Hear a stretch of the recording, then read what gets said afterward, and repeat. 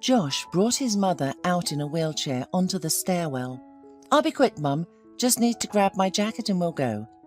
Helen nodded and smiled, saying, "Don't rush. The weather is beautiful and the evening is just beginning. We'll have time for a walk." She wanted to say more, but at that moment Sarah, the nosy neighbour who knew everything that happened in the apartment building, appeared from the neighbouring apartment. It was impossible to hide from her curious eyes, and all the neighbours had resigned themselves to this. Helen also knew that it was almost impossible to escape from the ubiquitous Sarah, and prepared herself for questioning. "Well, Helen, are you going for a walk or to the hospital?" asked Sarah. "What hospital at this hour?" Helen shrugged. "It's already evening. Josh just got back from work and suggested we take a walk." "Well, well," nodded Sarah. "Your son is really something. Everyone should have a son like him. He didn't abandon you. He takes care of you and earns good money. And my good-for-nothing son only learned how to hang out with his buddies. And you know that this won't lead to anything good. I've told him so many times, used you as an example, but he doesn't care. And if something happened to me, he wouldn't lift a finger. I feel like the nursing home is going to be my home in my old age." "Stop it, please." Helen tried to calm her neighbour. "Everything will be fine for you." "Okay, sorry for complaining," Sarah said, and then perked up. "When is your Josh getting married? Why do you keep him tied to your wheelchair all the time? He's a good guy, and you've tied him to your wheelchair. It's not good, Helen. He needs to start his own family and have children." At that moment, Josh emerged onto the stairwell with a warm blanket in his hands. He had heard the neighbour's last words and frowned. "Ah, Sarah, good evening. Let us figure out how we live our lives." He sat down in front of his mother and carefully wrapped her feet. Then he smiled and said, "So, are we going?" "We're off," Helen laughed, no longer paying attention to the neighbour. Sarah, snorting contemptuously and muttering something under her breath, disappeared behind her own door. Helen silently gazed at the yellowing maples in the alley for a while, then turned to her son and said, "Josh, but our neighbour is right. You have no personal life because of me. You don't go anywhere or meet any girls. It's time for you to get married." Josh smiled at his mother and said, "Mum, maybe it's just not my time yet. I don't want to get married just to have a wife. I want to love and be loved truly, you know, in sorrow and in joy." Helen didn't respond and just sighed softly. Once upon a time she had dreamed of this herself, and after meeting the handsome Harris, she had fallen madly in love with him. He knew how to court her beautifully, was the soul of any company, loved to make people laugh, and did so infectiously that everyone around him started to smile. "Why do you need this chatterbox?" Helen's mother worried when her daughter told her about the upcoming wedding. "He's like an empty box, pretty on the outside, but there's nothing inside." "Mum," Helen protested, "how can you say that? Harris isn't like that. He's cheerful and kind, and he loves me very much, and we will definitely get married." "Yes, please get married. Who's stopping you?" her mother shrugged. "But just don't regret it later. Life is long and complicated. Candy and flowers are only temporary things, and often love disappears with them, if it wasn't real, of course." "Mum, why do you say that?" "Because I've lived enough, and I know this life from different sides. And I see people under a microscope. Of course, God forbid that I'm wrong, but still, your Harris is not a reliable guy." Helen only waved at her mother's words, and soon she and Harris became husband and wife. The first years of their life together were the happiest for Helen, but gradually she began to notice that Harris was not as perfect as she had thought. Helen was particularly unhappy with her husband's frequent meetings with his friends on various occasions. When she told him about it, Harris retorted, "You're acting like an old woman. Relax, we're young and should make the most of life. Tomorrow is Ben's birthday, and all my friends are going to his summer house. They're expecting us too." Helen pointed to her belly and said, "Where should I go? I'm going into labour in 2 weeks. I don't want anything to happen." Harris frowned and said, "You're always complaining and thinking of bad things. Okay, I won't go. Do you feel better?" "No, I don't feel better," Helen replied. "I just want to be with you. You know how worried I am. After all, this is our first child together." "All right." Harris finally agreed, with great upset on his face. "My father told me not to hurry into the wedding and have a good time, but I, just like a fool, didn't listen to him. Now I'm sitting near your skirt." Helen looked at her husband, who looked so unhappy and hurt that she involuntarily smiled. "Well, you're like a child. All right, Harris, go yourself. Congratulate Ben for me too. Only please don't be long. I'll be waiting for you." Harris tried to object, but then he left and disappeared for the whole weekend. He didn't even know that his wife had gone into labour and had been rushed to the hospital. Next to Helen was her mother. She did not say a word about her good-for-nothing son-in-law to her daughter, but Helen already saw everything with her eyes. "Mum, he'll come, you'll see. And everything's going to be okay. He didn't know Josh would be born in such a hurry. It's still 2 weeks away. And don't look at me like that. Harris and I are really doing great." Harris didn't show up until the day he was discharged. Helen immediately noticed the blue shadows under his eyes, and he hid a guilty look. "I'm sorry. My men and I learned that I became a father and could not stop to celebrate. Well, you understand. It's such an amazing occasion." Helen wanted to yell at her husband, but she held back and kept silent. After all, Harris's face shone with such happiness when he took their son in his arms that she immediately forgave him everything. She loved him sincerely and did not yet know how many times she would have to forgive him in the future. Her mother only shook her head and said, "No, you can't change my mind. I see what a bad husband you have, and he'll throw something else at you, as you'll see. But your son will be a good boy. Take care of him. You have a wonderful son." Josh was 17 when Helen's mother's prophecy came true. She herself did not live to the tragedy that happened to her daughter a few years later, and could not learn about what happened, but Helen always remembered that black day. However, it began quite ordinarily. Harris offered Helen to drive with him to his friend's cottage in the village. "We'll spend the weekend there. We'll have a barbecue, go to the sauna. Everything will be fine. Harris, let's stay home. I don't feel very well. I don't want to go anywhere." "There you go again," exclaimed Harris. "Helen, aren't you tired of grumbling all the time? Do I rest that often? Or have I become an alcoholic, as your mother prophesied? No, I have a good position. I earn good money and I support my family quite well. Or do you need something?" Helen shook her head. "So why can't I get together with friends a couple of times a month and relax?" Harris raised his voice.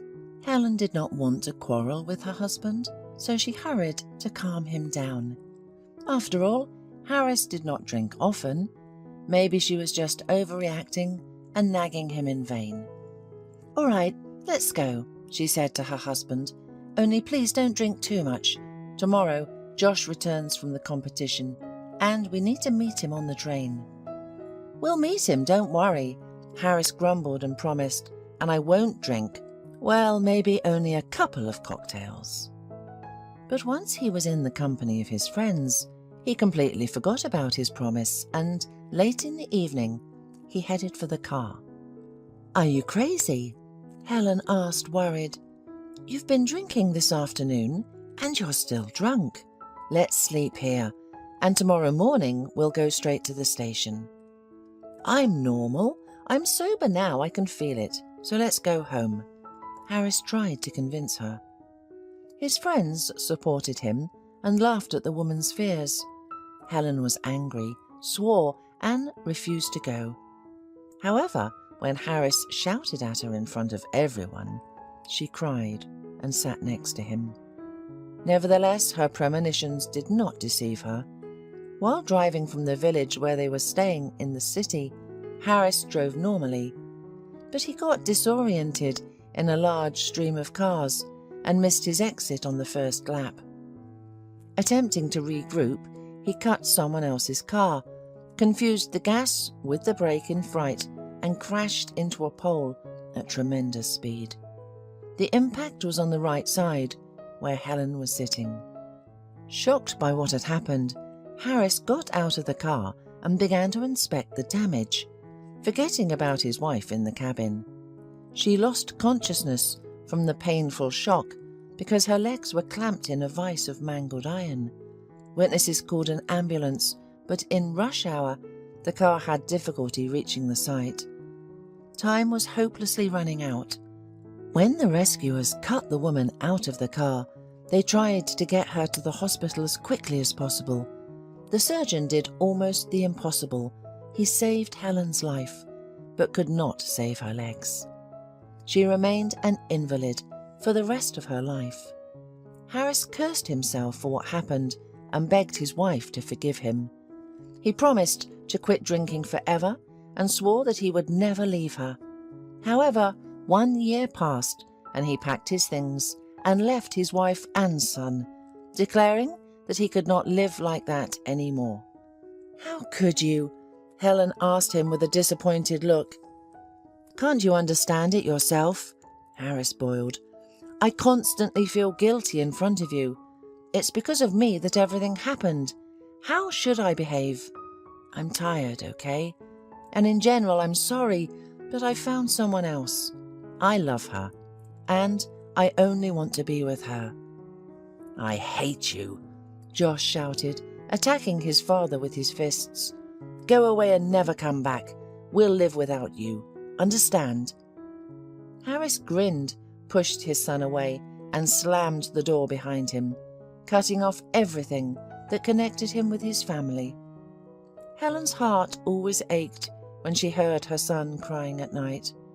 But during the day, he never once showed her his weakness, and she let him get over his resentment toward his father. Time passed, and Josh became an adult, but he never left his mother.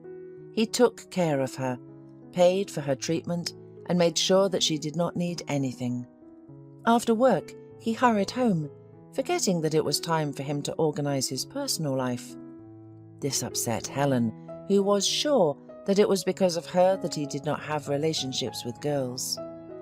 She tried to talk to her son, but he always answered her with a smile.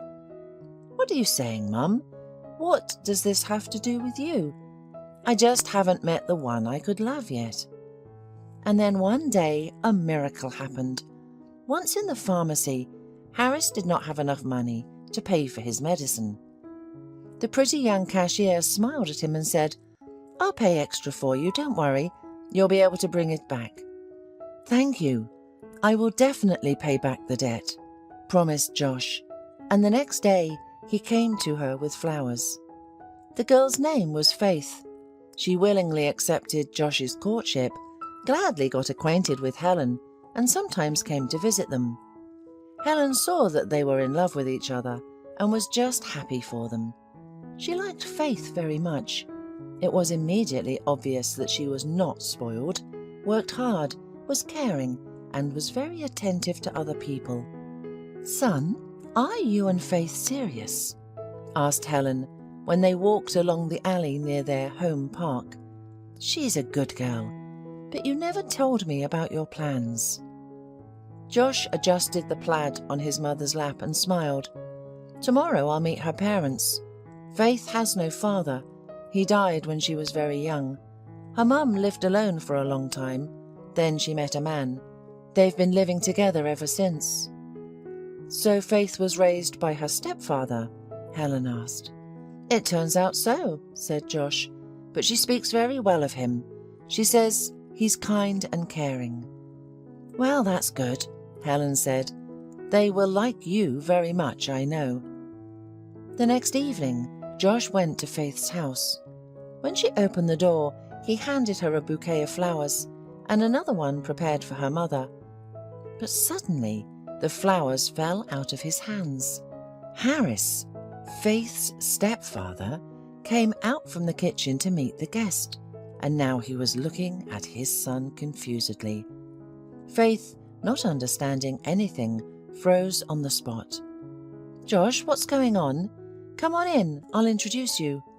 "No, I don't need it," Josh said, and Faith recoiled, seeing his face distorted with anger. "Why didn't you tell me this thing is your stepfather?" "What are you talking about? How dare you?" she said in confusion. "You have no right to be so rude and use such words." "He has the right to do that, Faith," Harris answered quietly. "I'm his father. It was because of me that Helen suffered and remained disabled for the rest of her life. I left her. I couldn't endure it. I broke down, and as you can see, Josh hasn't forgiven me." Realizing what was happening, Faith and her mother were aghast, and Josh angrily said, "You're not my father. You're a scumbag and a traitor. I don't want to know anything about you." He abruptly turned around and left. Faith rushed after him and caught up to him, but he snatched his hand away. "Go to your daddy, and I hate you all of you." Faith was frightened, thinking that he would hit her, and quickly covered her face with her hands. Josh, being in a rage, decided that she was as traitorous as his father, and therefore he could not stay a minute. Faith flinched when she heard the entrance door slam and realized Josh had left. She sank straight down on the dirty steps and burst into tears. Life had lost all meaning to her. At that time, Harris quietly came and sat down next to her, hugged her, and pressed her against his shoulder. "Don't cry, please. Just don't cry. Everything will get better. Everything will definitely get better." "You don't understand," the girl sobbed. "Josh and I will have a child. I didn't have time to tell him about it. I wanted to today, and now here it is. Tell me, what should I do? Am I guilty of something?" "It's not your fault," Harris said, "and Josh will realize it one day. I'll go to him and I'll talk to him. Do you want me to?" Faith nodded, but nothing came out of it. Josh did not talk to his father and did not allow him to say a word. Helen hurried to the angry voice of her son and burned her ex-husband with a cold look. "Leave, please." "Helen, just go away." Harris wanted to explain why he came, but Josh had already slammed the door in his face. Several years went by, and Helen saw with pain in her heart how her son's life was going downhill. After breaking up with Faith, he started drinking and ignored his mother's tears and pleas. Helen has only now realized what it means to be truly unhappy. Her beloved son was falling into the abyss before her eyes, and did not hear her words at all. One day when Josh came home drunk again, Helen could not stand it. Her hands trembled as she emptied some medicine onto her palm.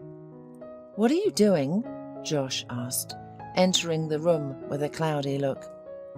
"I don't want to live, Josh." Helen burst into tears. "I don't want to see you die. Look at what you've become. Why did you bring yourself to this? What do you want to prove to whom?